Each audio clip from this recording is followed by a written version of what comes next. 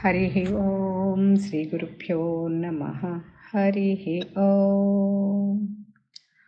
అందరికీ నమస్కారం అమ్మ. ప్రార్థన చేసుకుందాం.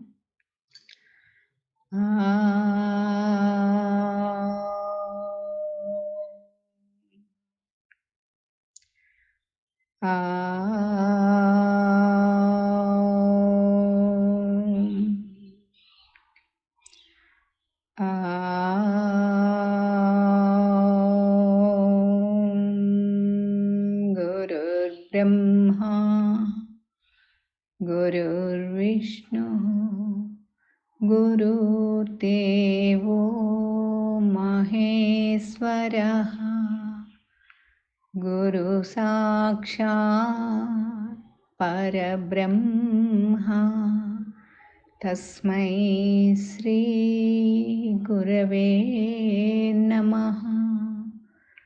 ब्रह्मानन्दं परमसुखदं केवलं ज्ञानमूर्तिं द्वन्द्वातीतं गगनसदृशं तत्त्वमस्यादिलक्ष्यम् एकं नित्यं विमलमचलं सर्वधी साक्षिभूतं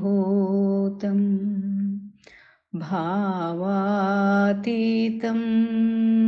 त्रिगुणरहितं सद्गुरुं तं नमामि. ॐ नमो ब्रह्मादिभ्यो ब्रह्मविद्या साम्प्रदायकर्तृभ्यो वंश ऋषिभ्यो महाभ्यो नमो गुरुभ्यः. सर्वोपप्लवरहितप्रज्ञानघनप्रत्यगर्थो ब्रह्मैवाहमस्मि. अहं पदार्थरहितः सदाशिवसमारभते श्रीमहाविष्णु सूर्य याज्ञवल्क्य जनक व्यास सुखयोगी सामदीप श्रीकृष्ण जगद्गुरुभ्यां शंकर भगवत्पादाचार्य मध्यमां श्रीधर शिवरामाख्य कृष्णदेशिकवराभ्यां मन्मडुपु सुब्बयार्य कोल्लिकोटयार्य गुरुप्रसादरावार्य स्वामी निर्भयानन्दाख्य विद्यासागराभ्याम् अस्मदाचार्यपर्यन्तां वन्दे गुरुपरम्परा. ॐ सहनावतु सहनौ भुनक्तु सह वीर्यं करवावहै तेजस्विनावधीतमस्तु मा विद्विषावहै. ॐ तत्सत्. ॐ शान्ति शान्ति शान्तिः. श्रुतिस्मृतिपुराणानाम् आलयं करुणालयं नमामि भगवत्पादं शङ्करं लोकशङ्करं. शङ्करं शङ्कराचार्यं केशवं बादरायणं सूत्रभाष्यकृतं वन्दे भगवन्तौ पुनः पुनः. हरिः ॐ श्रीगुरुभ्यो नमः. हरिः ॐ. ॐ नमो भगवते स्वामी निर्भयानन्दाय. గురుదేవా. అమ్మ, మనం భగవద్గీత శంకర భాష్యం అర్జున విషాదయోగం నిన్నటితో పూర్తి చేసి ఈరోజు మనం సాంఖ్య 2వ అధ్యాయము సాంఖ్య విచారణలోకి ప్రవేశించబోతున్నాము. అమ్మ సీతాదేవి గారు, మొదటి శ్లోకం చూద్దామా?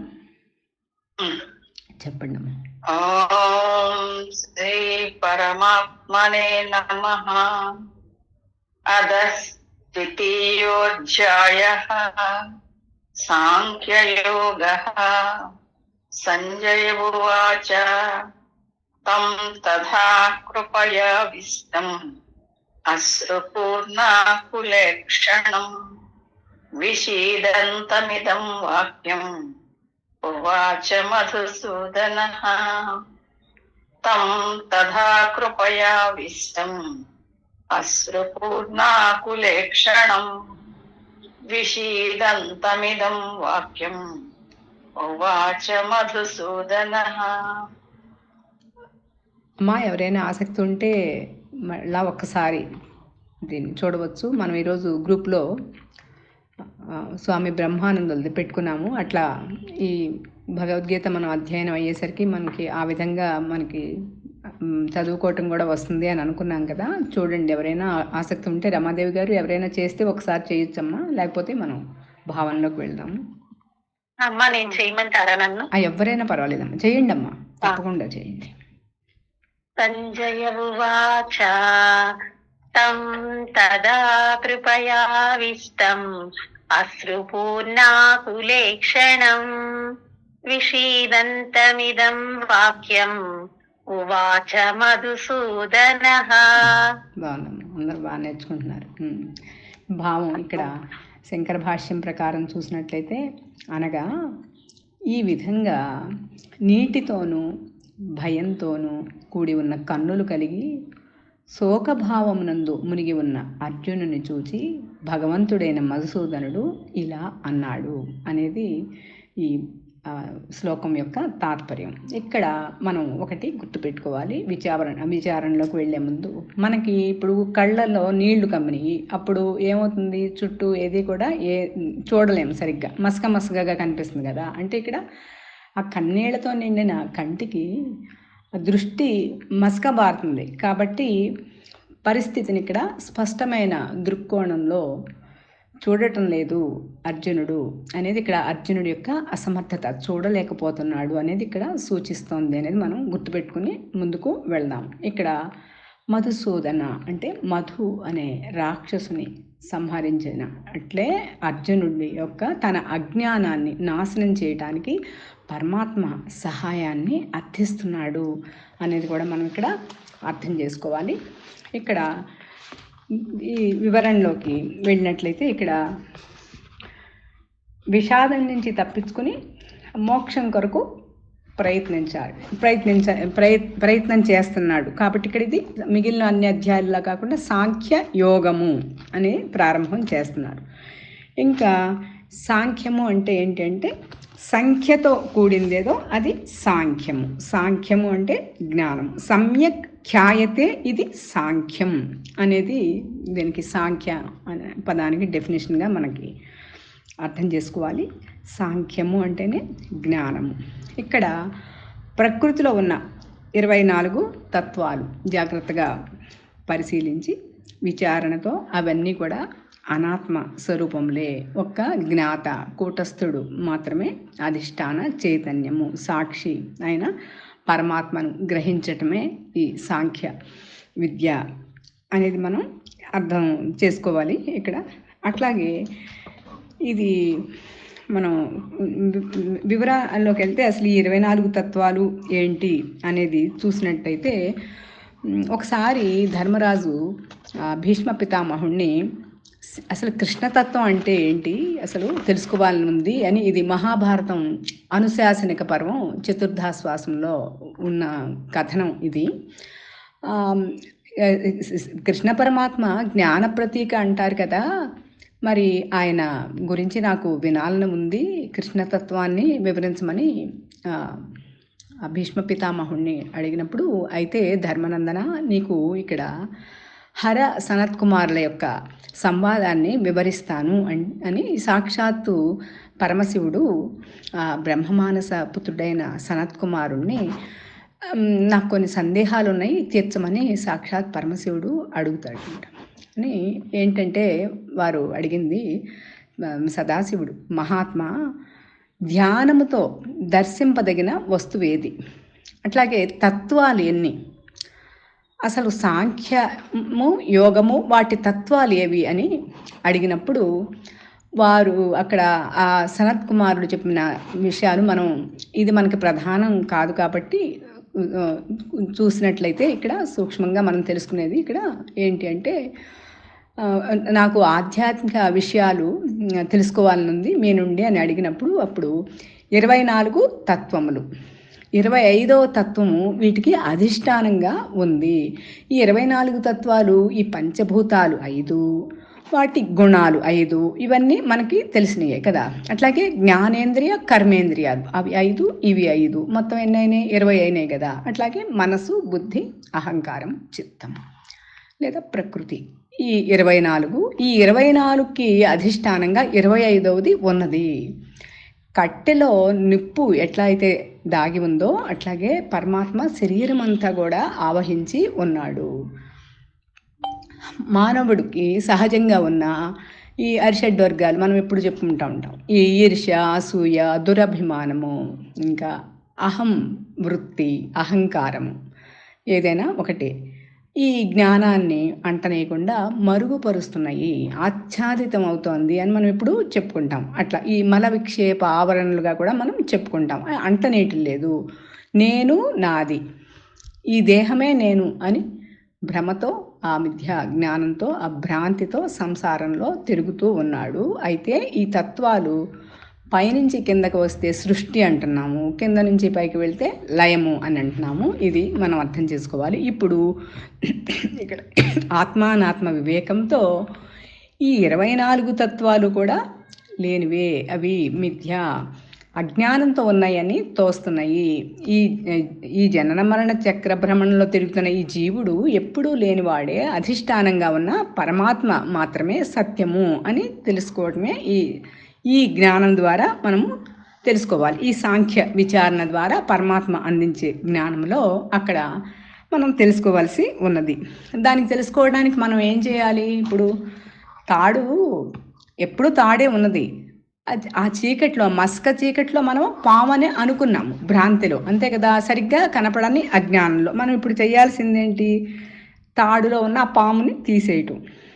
ఎట్లాగో ఇది కూడా అంతే, పాము ఎప్పుడూ లేదు, పామును తీసేయటానికి మనం ఏం చేయటం లేదు కదా. అక్కడ తాడు తప్ప పాము లేదు అని తెలుసుకోవటమే చేయవలసింది. అంటే అసలు సమస్యే లేదు, సమస్య లేని దాన్ని లేనిది అని తెలియచేసేదేదో అది జ్ఞానము. సమస్యే లేదు, అందుకే మనం ముందు కూడా చెప్పుకున్నాం, అన్యశోచస్వం అంటే శోకించదగని వాటి కోసం శోకిస్తున్నావు అర్జున అని పరమాత్మ అనేది. అందుకే కాబట్టి ఈ ప్రత్యేకమైన జ్ఞానాన్ని అందించేదేదో అది సాంఖ్యం.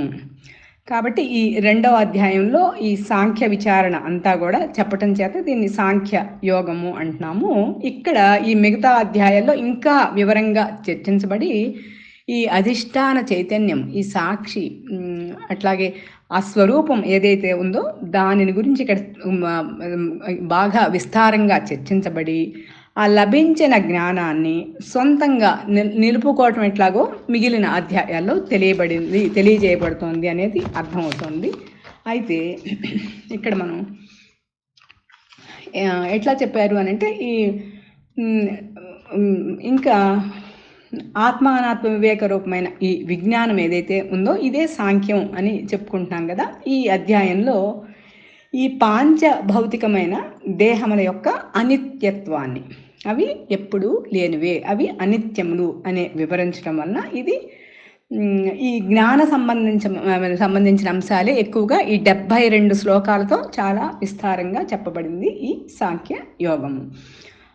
ఇందులో 1 నుంచి 10 అధ్యాయాలు, 10 అధ్యాయాల వరకు చూసినట్టయితే 1 నుండి 10 వరకు అర్జునుడు తన మానసిక వేదన ఏదైతే ఉందో అది పరమాత్మకు వివరించి దానిలో నివారణోపాయం అర్థించడం 1 నుంచి 10 శ్లోకాలు.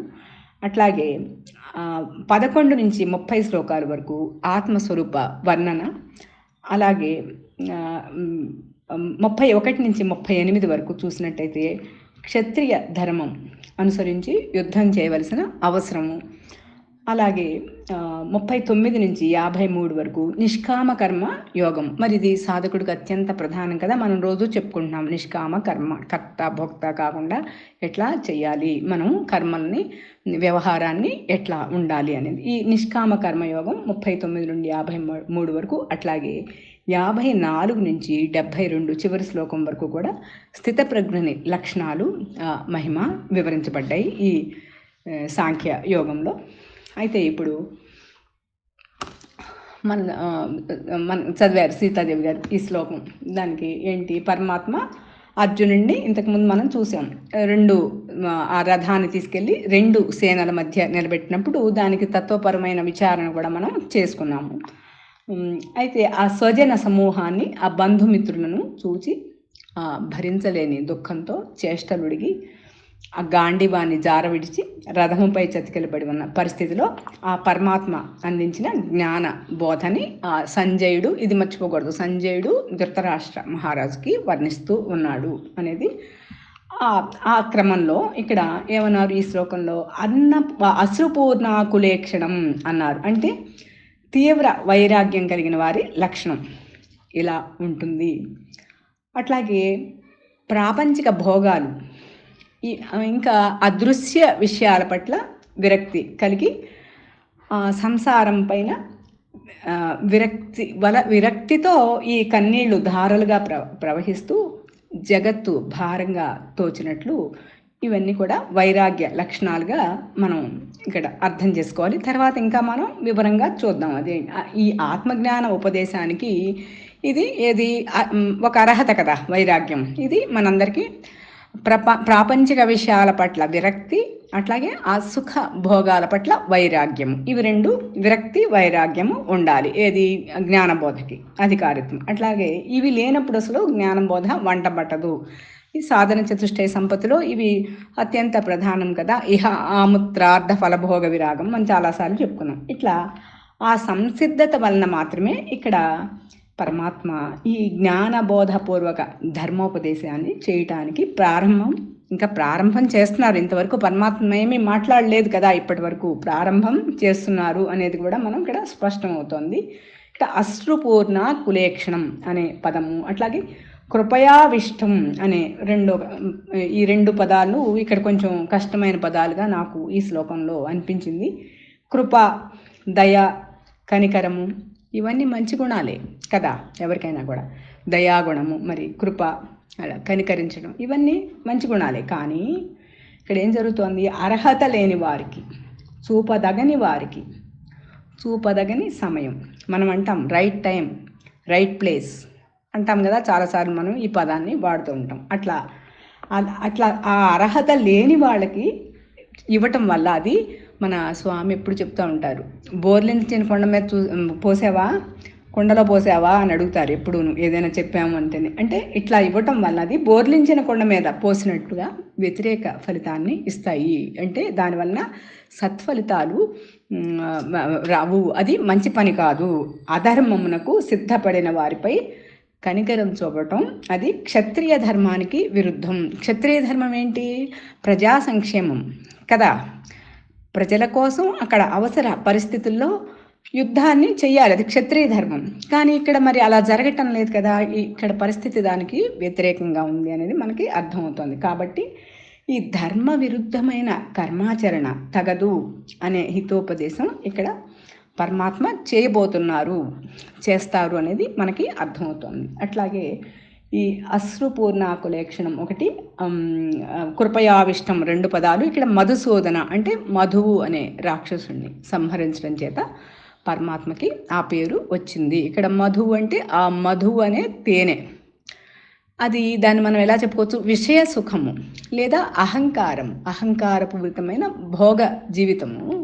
తేనె వలె మొదట తేనె ఎట్లా అంటే ఆనందాన్ని అయితే ఇస్తుందో అట్లా ఆనందాన్ని ఇస్తుంది, ఆనందంగా ఉన్నప్పటికీ తర్వాత అది విషంలాగా బాధిస్తుంది అని కూడా రెండిటితో ఇక్కడ మనం అర్థం చేసుకోవచ్చు, ఈ తేనెతో విషంతో. కాబట్టి అక్కడ ఏం చేయాలి అంటే వివేకంతో త్యజించాలి, అదే మధుసూదనత్వము. అటువంటి లక్షణాలు కలవారు మాత్రమే అక్కడ ఆ వివేకము విచక్షణతో ఇది ఎప్పటికీ కూడా అనిత్యమే. ఇటువంటి ఈ విషయ సుఖం అనేది ఈ అహంకారంతో కూడినటువంటి నేను నాది నాకే కావాలి అని కదా అనుకునే ఇటువంటి ఈ విషయ సుఖం అంటే దాని పరిధి చాలా పెద్దది. మరి ఇది ఎప్పటికైనా సరే త్యజించాలి అని అంటే అక్కడ ఒక వివేకంతో దానిని విడనాడవలసిందే అని. అటువంటి లక్షణాలు కలవారు మాత్రమే ఈ మధుసూదనుడైన పరమాత్మను చేరగలరు అనేది కూడా మనం ఇక్కడ అర్థం చేసుకోవాలి. అట్లాగే యుద్ధానికి ఎవరితో యుద్ధం అక్కడ చూసాం మనం జరిగిన శ్లోకాలన్నీ కూడా. స్వజనులతో యుద్ధానికి భయపడి వచ్చిన విషాదం మనం ముందు నుంచి చెప్పుకుంటున్నాం. ఇది లోపల నుంచి వచ్చింది కాదు, ఇది వాళ్ళని చూసి అక్కడ భీష్మ పితామహులు, మరి పెద్ద తండ్రి అన్నదమ్ములు వాళ్ళని చూసి. ఎందుకు అక్కడ ఆ స్వధర్మానికి భయపడిన జీవుడికి గుర్తుగా ఇక్కడ మనం అర్థం చేసుకోవాలి. ఇక్కడ చెప్పుకుంటున్నాం మనం, ఇది క్షత్రియ ధర్మం దుష్ట శిక్షణ, అది అతని స్వధర్మం. అలాగే ఏ వృత్తిలో ఉన్నవారికైనా కూడా స్వధర్మాచరణ ముఖ్యము. అసలు మనం ఎప్పుడు చెప్పుకుంటాం, అందరికీ ఆత్మధర్మమే స్వధర్మము, ఆ తర్వాతే మిగిలినవన్నీ. స్వధర్మము అంటే ఆత్మధర్మమే, తాను ఆత్మస్వరూపిణి అని నిలకడగా ఆ స్వరూప జ్ఞానం వైపు చేసే ప్రయాణము మాత్రమే. దానికోసం మనం సముపార్జించుకునే ఆ దివ్య లక్షణాలు ఏవైతే ఉన్నాయో అది మాత్రమే ఆ స్వధర్మాచరణకి కావలసినటువంటి లక్షణాలు ఏదైతే ఉన్నాయో ఆ ఆధ్యాత్మిక సంపద అది మాత్రమే సాధకుడికి అనేది కూడా మనం అర్థం చేసుకోవాలి. అలా లేనప్పుడు అది ధర్మ భ్రష్టత వస్తుంది. ఈ స్వధర్మాచరణం వలన జీవులకు ఎందుకు విముఖత వస్తుంది, ఎందుకు విముఖులై ఉంటారు అనేది కూడా ఈ భగవద్గీత మనకి చక్కగా ప్రతిపాదిస్తుంది అనేది మనకి అర్థం అవుతుంది కదా. మొదటి శ్లోకం నుంచి కూడా చూస్తే ఇట్లా ప్రధానంగా చూస్తే ఇష్టాయిష్టాలు దేని మీద ఆధారపడి ఉంటాయి? రాగద్వేషాలు. అలాగే నేను నాది అనే భేద భావన చేతే రాగద్వేషాలు, అంతే కదా. పెద్ద స్వామి ఎప్పుడు చెప్తూ ఉంటారు, సత్వగుణము సమత్వ భావన స్వస్వరూప జ్ఞానము. మరి అక్కడ నేను నాది భావన ఉన్నంతసేపు మరి అన్ని ద్వంద్వాలు పనిచేస్తానే ఉంటాయి కదా. ఎదుటివాడిలో కూడా నిన్నే చూడాలి, అంతా కూడా ఆత్మస్వరూపంగా చూడగలిగినప్పుడు మాత్రమే నీకు అప్పుడు ఎవరి మీద రాగము, ఎవరి మీద ద్వేషము, నీ మీద నీకే రాగము ద్వేషము అలా రావు కదా. నేను నాది అనే భేదభావం చేత వస్తున్నాయి. తన పర అన్న భేదమే ఈ రాగద్వేషాలకు కారణంగా మనం గుర్తించాలి. ఇవన్నీ కూడా మనోభూమికలో, మనోపరిధిలో, ఇదంతా మనోమయ కోశం. ఎప్పుడు గుర్తిస్తాం అది మనం? ఇది దాని గురించి మనకి స్పష్టమైన అక్కడ ఎరుక, ఆ స్పష్టమైనటువంటి ఆ చేసే పని పట్ల అంకిత భావం స్పష్టంగా అక్కడ చూడండి, యథాలాపంగా చేస్తాం. అట్లా కాకుండా అక్కడ సాక్షిగా ఉన్నప్పుడు మాత్రమే ఏదో పక్కకు వెళ్తున్నట్టుంది, ఇది వ్యవహారము అని అక్కడ తప్పనిసరిగా ఒక బ్రేక్తో సాధనాపూర్వకంగా అక్కడ ఒక బ్రేక్ వేసి సామాన్యుడికి ఇది చెప్పలేం కదా, సాధకులం కాబట్టి అక్కడ మనము సంభాళించుకోవటం, మనం నిలవరించుకోవటం అనేది తప్పనిసరిగా చేయవలసిన సాధకుడిగా చేయవలసిన బాధ్యత అది. అట్లాగే మనసు సహజ స్వభావం చంచలత్వం, ఇది మనందరికీ తెలిసిందే. కాబట్టి అందుకోసమే మరి మనకి ఈ చతుసంధ్యా సాధనలు, మరి ఆ చేసిన అరగంట సమయాన్ని అక్కడ ప్రశాంత స్థితిని అది ఎక్కడి నుంచో రాలేదు, అది నీ సహజ స్థితి.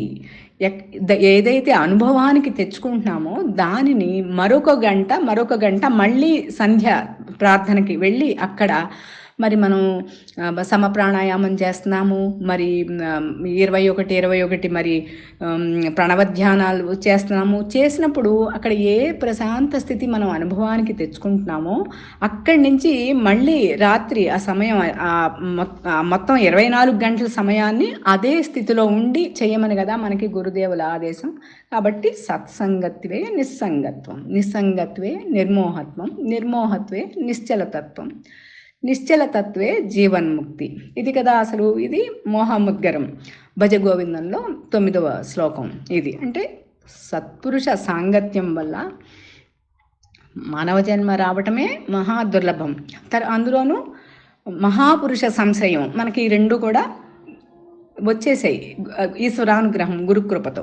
సత్పురుష సాంగత్యం వల్ల ఇక్కడ మనం ఈ దొరికిన దాన్ని, ఈ ప్రాపంచిక విషయాల పట్ల ఆ సంఘభావం తొలగిపోతుంది. మరి ఇన్ని బోధలు వింటున్నాము అంటే సామాన్యులకి మనకి తప్పనిసరిగా తేడా ఉండాలి కదా, మనలో ఒక పరిణామం రావాల్సిందే కదా. ఈ సంస్కారాలు, వాసనలు, చిత్తవృత్తులు, ఓహో ఇది ఇక్కడ ఇంకా ఉందన్నమాట, దీనిని మనము ఇక్కడి నుంచి మనం వెనకకి మరలాలి, ఇది నా సాధనకి అడ్డు, నీ సాధనకి ఆటంకపరిచేది ఏదైనప్పటికీ కూడా అవసరం లేదు అనే మంత్రాన్ని పెట్టి దాని నుంచి వెనుతిరగండి అని మన స్వామి ఎప్పుడు చెప్తూ ఉంటారు, సాగర్ స్వామి.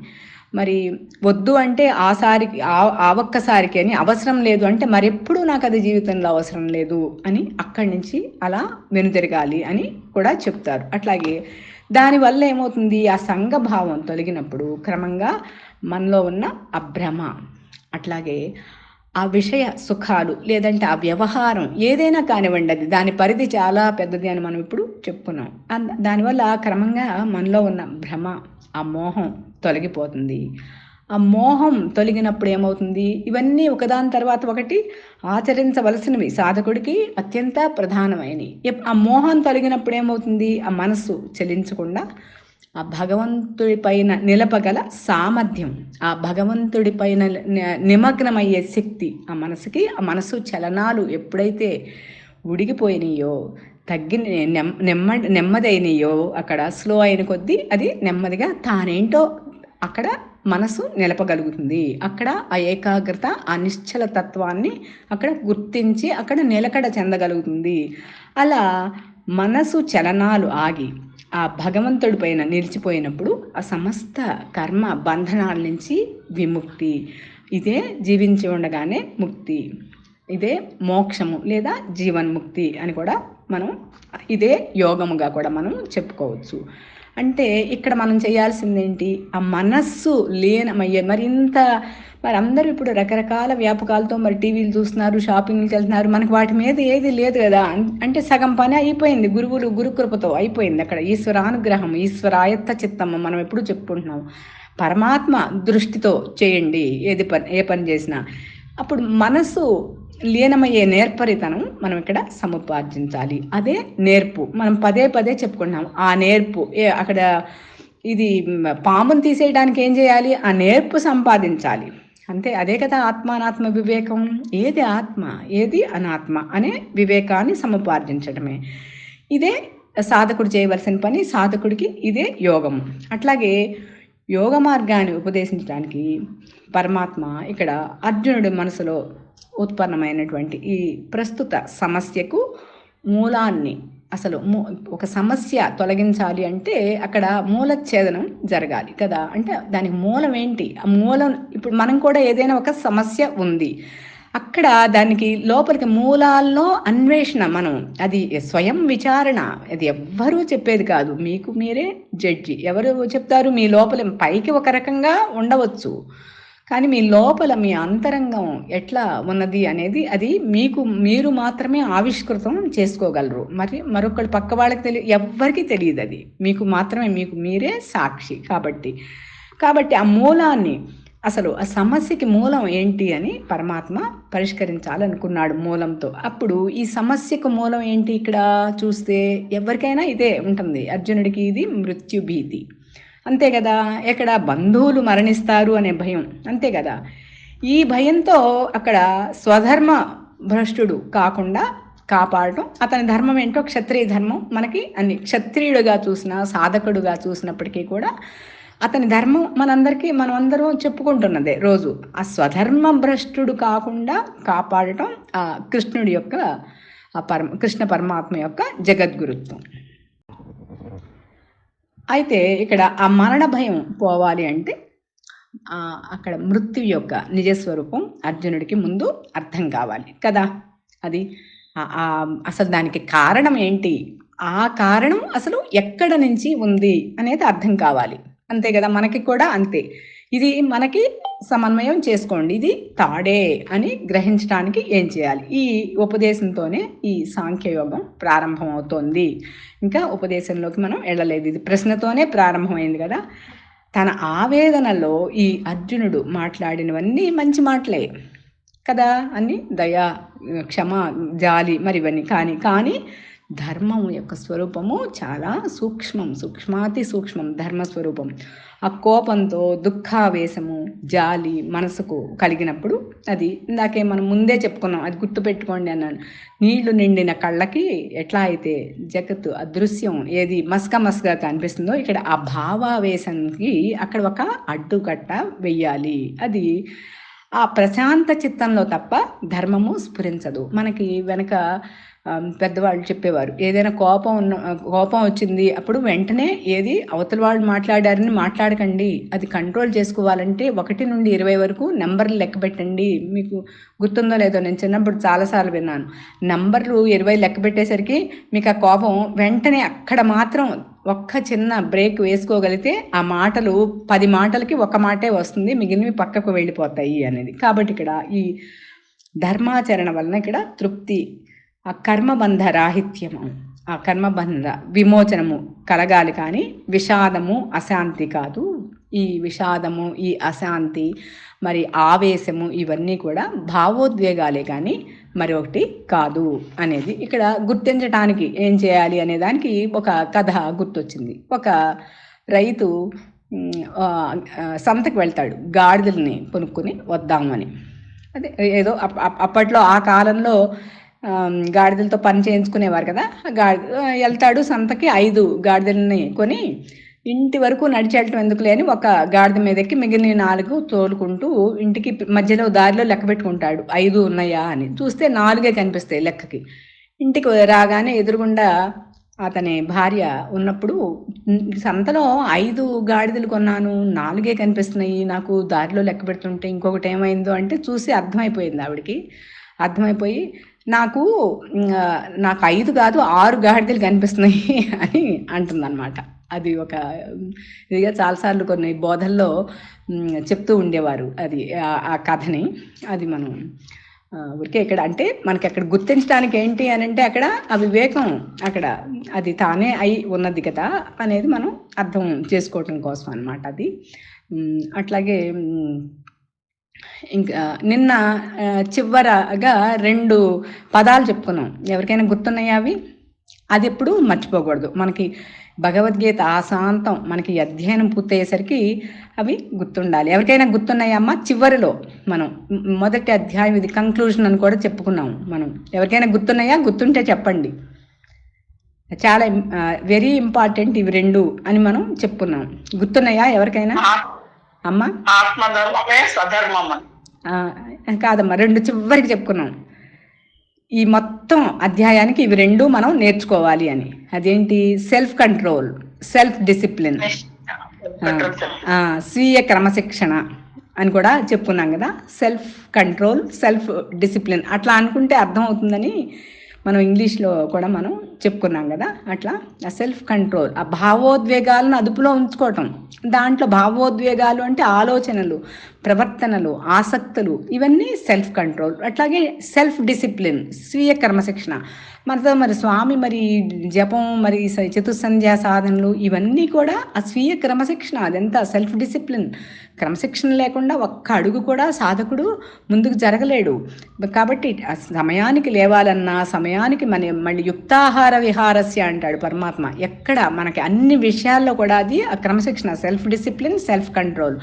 ఇది మనం చివరికి ఈ భగవద్గీత అయ్యే వరకు కూడా మన అధ్యయనం ఇది మనము మర్చిపోకూడదు. అట్లాగే ఆ భావాలను నియంత్రించే మరియు ఇంకోటి స్వంత బలహీనతలను, సొంత బలహీనత, మీ బలహీనత ఏంటో మీకే తెలుసు.